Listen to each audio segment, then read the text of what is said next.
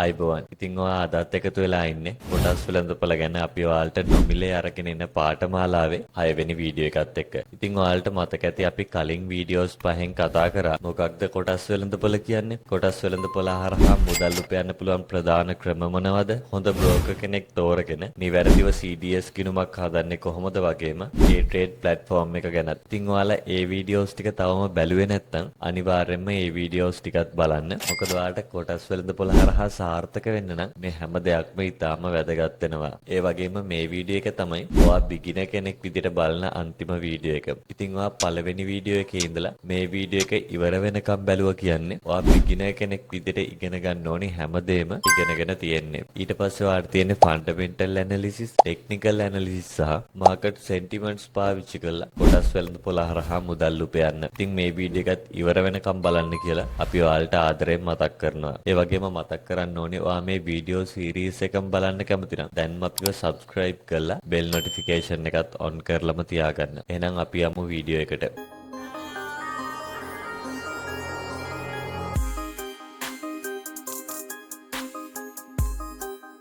ඉතින් මේ වීඩියෝ එකේදී අපි කලින් වීඩියෝස් වල වගේ ලොකු දේවල් ගැන කතා කරන්නේ නැහැ. නමුත් ඔයාට කොටස් වෙළඳපොලේ ගනුදෙනු කරන්න නම් මේ අපි අද කතා කරන පොඩි දේවල් ගොඩක් වැදගත් වෙනවා. මොකද අපි කොටස් වෙළඳපොලේ ගනුදෙනු කරනකොට අපිට නිතරම ඇහෙන්නේ. එහෙමත් නැත්නම් නිතරම පාවිච්චි කරන්නේ මෙන්න මේ අද කතා කරන දේවල් ටික. ඉතින් ඔයාට මේ දේවල් අමතක වෙයි කියලා හිතනවනම් අනිවාර්යයෙන්ම මේ දේවල් ටික නෝට් ඩවුන් කරගන්න. එහෙමත් නැත්නම් මේ වීඩියෝ එක සේව් කරලා තියාගන්න. හරි. අපි මුලින්ම බලමු මොකක්ද ෂෙයා එකක් කියන්නේ කියලා. ඉතින් අපි මේ ෂෙයා එකක් කියන්නේ මොකක්ද කියලා කලිනුත් පැහැදිලි කරලා තියෙනවා උදාහරණත් එක්කම. නමුත් මේ වීඩියෝ එකට ස්ටාර්ට් එක ගන්න ඕන නිසා අපි නැවතත් ඊටාම කෙටියෙන් බලමු මොකක්ද ෂෙයා එකක් කියන්නේ කියලා. සරලවම කිව්වොත් ෂෙයා එකක් කියන්නේ යම්කිසි ආයතනයක අයිතියෙන් කුඩා කොටසක්. ඉතින් අපි ඉන්වෙස්ටර්ස්ලා විදියට කරන්නේ මේ කොටස් මිලදී ගැනීම සහ විකිණීම. එතකොට කොහොමද අපි මේ කොටස් මිලදී ගැනීම හරහා මුදල් උපයන්නේ? පළවෙනි එක තමයි කැපිටල් ගේන්. සරලවම කිව්වොත් කැපිටල් ගේන් කියන්නේ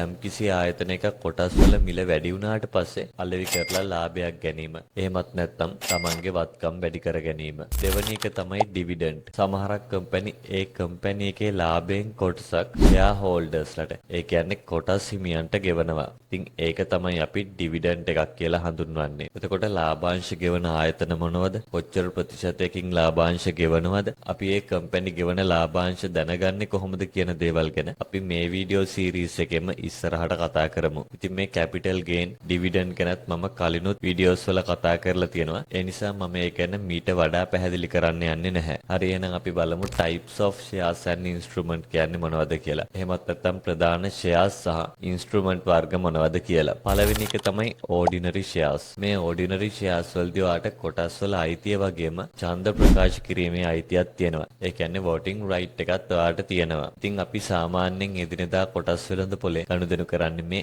ordinary shares. දෙවෙනි එක තමයි preference shares. ගොඩක් දුරට dividend එහෙමත් නැත්නම් ලාභාංශ මූලික කරගත්ත shares තමයි මේ preference shares කියන්නේ. බොහෝ දුරට මේ preference share වලට ඡන්ද ප්‍රකාශ කිරීමේ අයිතිය හිමි වෙන්නේ නැහැ. ඉතින් ordinary shares වලට වඩා මේ preference shares සාමාන්‍යයෙන් ටිකක් ආරක්ෂිතයි. මොකද මේ preference shares ගොඩක් දුරට මිලදී ගන්න ලාභාංශ මුල් කරගෙන නිසා. නමුත් ගොඩක් දුරට මේ ordinary shares වල වගේ preference shares වල ලොකු growth එකක් අපිට බලා ගන්න අමාරුයි. තුන්වෙනි එක තමයි bonds. bonds එහෙමත් නැත්නම් බැඳුම් කර කියන්නේ කොටස් වෙළඳපොලේ ඉන්න තවත් ප්‍රධානම instrument එකක්. මේ bonds එහෙමත් නැත්නම් බැඳුම් කර හරහා වාට ෆික්ස් රිටර්න් එකක් ගන්න පුළුවන්. සරලවම කිව්වොත් මෙතනදි වෙන්නේ වා කොටස් වෙළඳපොලේ යම්කිසි ආයතනයකට ලෝන් එකක් දෙනවා වගේ දෙයක්. ඉතින් මේ වා ලබා දෙන ලෝන් එක සඳහා මාස 6කට සැරයක් එහෙමත් නැත්නම් අවුරුද්දකට සැරයක් වාගේ රිටර්න් එක ලබා ගන්න පුළුවන්. ඉතින් මේකත් ගොඩක් අඩු අවදානමක් තියෙන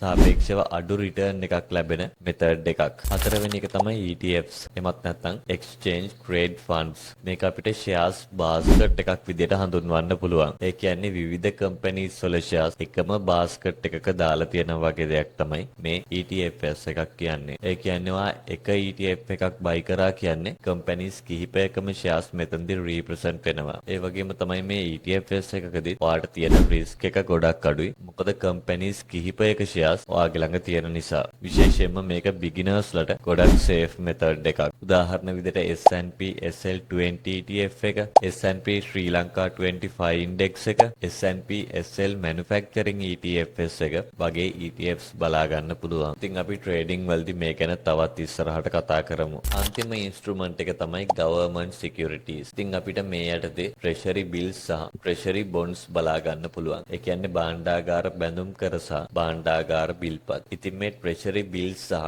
treasury bonds නිකුත් කරන්නේ ශ්‍රී ලංකා රජය විසින්. ඉතින් ඔයාලට මතක ඇති පසුගිය ආණ්ඩුවක් තුල මේ බැඳුම් කර වංචාවක් ගැනත් අපිට අහන්න ලැබුණා. කොහොම වුණත් ඉන්වෙස්ටර් කෙනෙක් විදිහට ඔයාගේ මුදල් safe invest කරන්න පුළුවන් method එකක් තමයි මේ treasury bills සහ treasury bonds කියන්නේ. මේක ගොඩක් අඩු අවදානමක් වගේම මෙතනදිත් හම්බෙන return එක සාපේක්ෂව ටිකක් අඩුයි. ඉතින් මේ කතා කරපු instrument හතර ගැනම chart එකක් අපි ඔයාලට දාන්නම්. ඔයාලට මේ chart එකෙන් ඒ method වල risk එක සහ return එක compare කරලා බලන්න පුළුවන්. දැන් තමයි ඔයාලට මේ වීඩියෝ එකේ වැදගත්ම කොටස ගැන කතා කරන්න තියෙන්නේ. ඒ තමයි market terms. ඉතින් ඔයාලට මේ කොටස් වෙළඳ පොලේ ගනුදෙනු කරනකොට මේ market terms ඉතාම වැදගත්. පළවෙනි එක තමයි market indices. එහෙමත් නැත්නම් ප්‍රධාන වෙළඳ පොළ මිල දර්ශක දෙකක් අපිට කොළඹ කොටස් වෙළඳ පොලේදී බලා ගන්න පුළුවන්. පළවෙනි එක තමයි all share price index. එහෙමත් නැත්නම් සමස්ත වෙළඳ පොළ මිල දර්ශකය. ඉතින් අපිට කොළඹ කොටස් වෙළඳ පොලේ බලා ගන්න පුළුවන් ප්‍රධානම ඉන්ඩෙක්ස් එක තමයි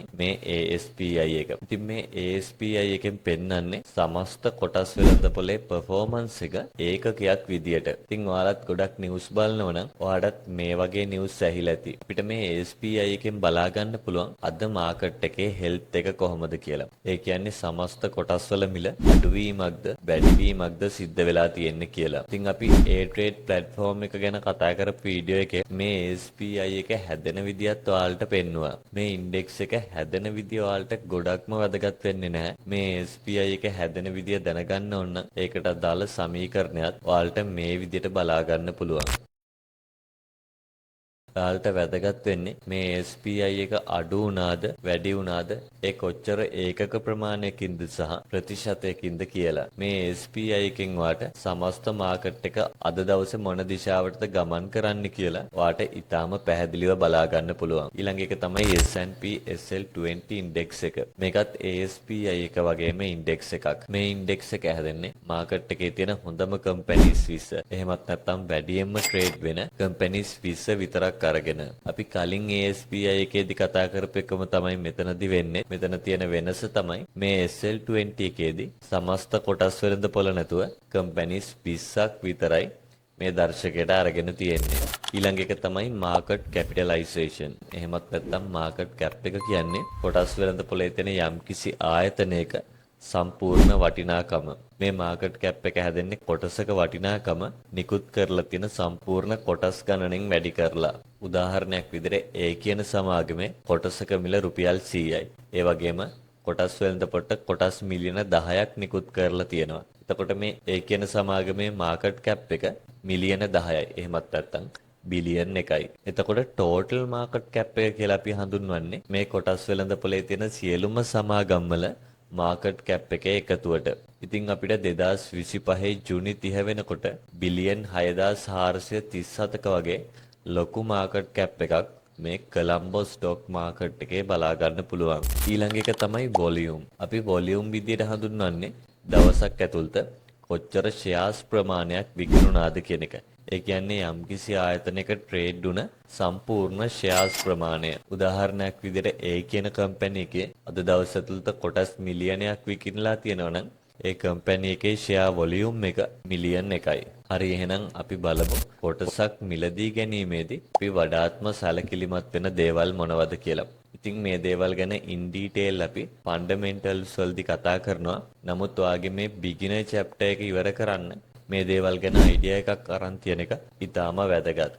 පළවෙනි එක තමයි EPS. එහෙමත් නැත්නම් earning per share. මේ EPS එක අරන් අපිට බලා ගන්න පුළුවන් ෂෙයා එකකින් කොච්චර ලාභයක් වෙලා තියෙනවද කියලා. මේ EPS එක ගණනය කරන්නේ කම්පැනි එකක ශුද්ධ ලාභය නිකුත් කරලා තියෙන කොටස් ප්‍රමාණයෙන් බෙදලා. උදාහරණයක් විදිහට A කියන කම්පැනි එකේ ලාභය මිලියන 100යි. ඒ වගේම මේ කම්පැනි එක කොටස් මිලියන 10ක් නිකුත් කරලා තියෙනවා. එතකොට අපිට earning per share එක රුපියල් 10ක් විදිහට බලා ගන්න පුළුවන්. ඊළඟ එක තමයි price earning ratio. ඉතින් අපි මේක හදන්නේ කොටසක ලාභය එමත් නැත්නම් EPS එක කොටසක වටිනාකමින් බෙදලා. හිතන්න A කියන සමාගමේ කොටසක වටිනාකම රුපියල් 100යි. ඒ වගේම earning per share එක රුපියල් 10යි. එතකොට අපිට price earning ratio එක 10ක් විදිහට බලා ගන්න පුළුවන්. ඊළඟ එක තමයි net assessed value. යම්කිසි ආයතනයක සම්පූර්ණ වත්කම් වලින් වගකීම් අඩු වුණාට පස්සේ ලැබෙන අගය තමයි net assessed value කියන්නේ. උදාහරණයක් විදිහට A කියන ආයතනයේ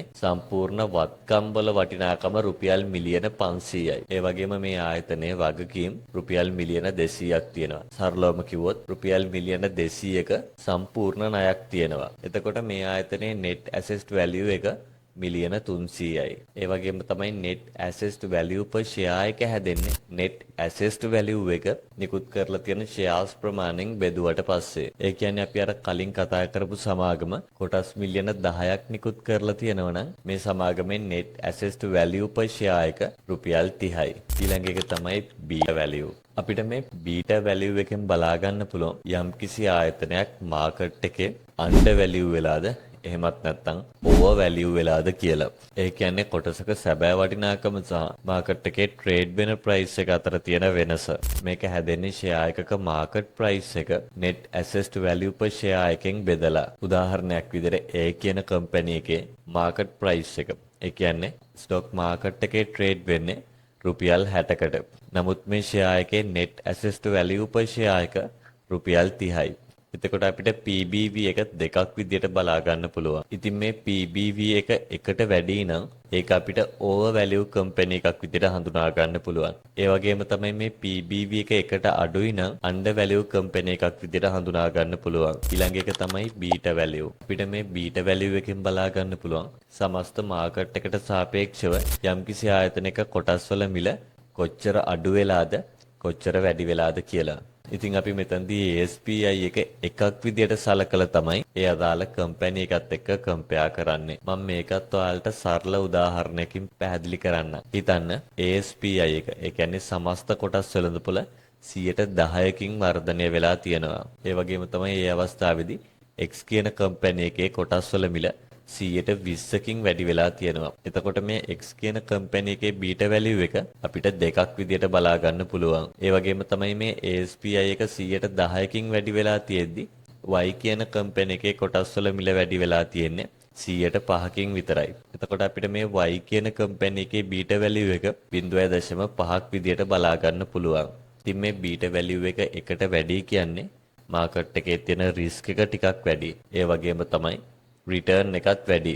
උදාහරණයක් විදිහට මේ X කියන කම්පැනි එකේ කොටස් මිලදී අරගෙන තිබුණොත් සමස්ත කොටස් වෙළඳපොළ 110කින් ඉහළ යද්දී වාගේ මේ X කියන කම්පැනියේ කොටස් වල මිල 120කින් ඉහළ යනවා. ඒ වගේම තමයි සමස්ත කොටස් වෙළඳපොළ 110කින් කඩන් වැටුනොත් වාගේ මේ X කියන කම්පැනි එකේ කොටස් වල මිල 120කින් ඩවුන් වෙන්න පුළුවන්. ඉතින් මේ බීටා වැලියු එකට විරුද්ධව මාකට් එක වෙනස් වෙන්නේ ඊටාම කලාතුරකින්. ඒ කියන්නේ සමස්ත කොටස් වල මිල අඩු වෙනකොට මේ බීටා වැලියු එක එකට වඩා වැඩියෙන් තියෙන කම්පැනි එකක ඒ කියන්නේ සමස්ත කොටස් වෙළඳපොලේ කොටස් වල මිල අඩු වෙනකොට වාගේ මේ X කියන කම්පැනි එකේ කොටස් වල මිල වැඩි වෙන්න තියෙන chance එක ගොඩක් අඩුයි. ඉතින් මේ බීටා වැලියු එකට සමානව තමයි වාගේ කොටස් වල මිල ඉහළ යාමක් හෝ පහළ යාමක් අපිට ගොඩක් දුරට බලා ගන්න පුළුවන් වෙන්නේ. ඔන්න එහෙනම් අපි ඔයාලත් එක්ක ෆන්ඩමෙන්ටල් වල බේසික් එකේ කතා කරන දේවල් ගැනත් කතා කරා. අපි ෆන්ඩමෙන්ටල් වලදී බලමු කොහොමද අපි මේ දේවල් ඇප්ලයි කරලා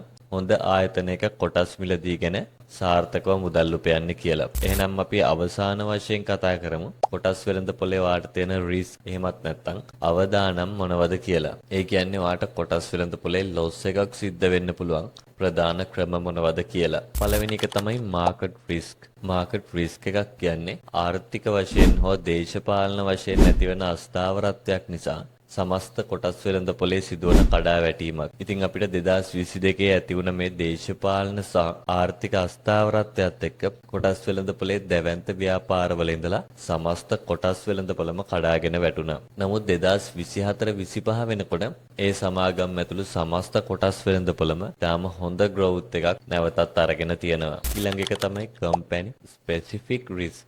යම්කිසි ආයතනයක performance එහෙමත් නැත්නම් යම්කිසි ආයතනයක දිගින් දිගටම විඳ වැටීමක් අපිට මේ market specific risk කියලා හඳුන්වන්න පුළුවන්. මේ සඳහා ගොඩක් දුරට හේතු වෙන්නේ යම්කිසි ආයතනයක management එකේ තියෙන දුර්වලතා, දිගින් දිගට මේ ආයතනයේ ආදායම් අඩුවීම, වගකීම් එහෙමත් නැත්නම් ණයබර වැඩිවීම වගේ දේවල්. ගොඩක් දුරට කම්පැනි එකක් කාර්තු කිහිපයක් එක දිගට අලාභ ලැබුවොත් සමස්ත කොටස් වෙළඳපොළ වර්ධනය වෙන අවස්ථාවක උනත් මේ ආයතනයේ කොටස් වල මිල දිගින් දිගටම අඩු වෙන්න පුළුවන්. ඊළඟ එක තමයි liquidity risk.